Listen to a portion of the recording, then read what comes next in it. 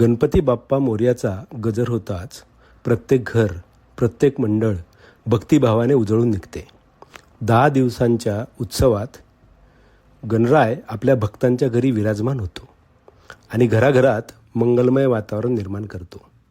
या दिवसामध्ये भक्त आपल्या समस्यांना विसरून आनंद, एकता आणि श्रद्धेने बाप्पाचे पूजन करतात. विसर्जनाचा दिवस मात्र भावनिक असतो. गणपती बाप्पा मोरया, पुढच्या वर्षी लवकर या, या जयघोषात भक्तांचे डोळे पाणावतात.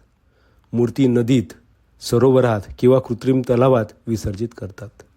एकीकडे विरहाची भावना असते, तर दुसरीकडे हे जाणवते की बाप्पा पुन्हा नव्या उत्साहाने आपल्या भेटीस येतील.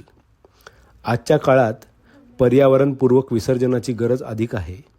शाडूच्या मूर्ती, नैसर्गिक रंगाचा वापर, घरच्या घरी विसर्जन अशा उपक्रमातून आपण श्रद्धा आणि पर्यावरण यांचा सुंदर समतोल राखू शकतो. गणपती विसर्जन हा एक धार्मिक विधी नसून आपल्याला सोडून देणे, क्षणाचा आनंद घेणे आणि पुन्हा नव्याने सुरुवात करणे हे जीवनमूल्य शिकवणारा संदेश आहे.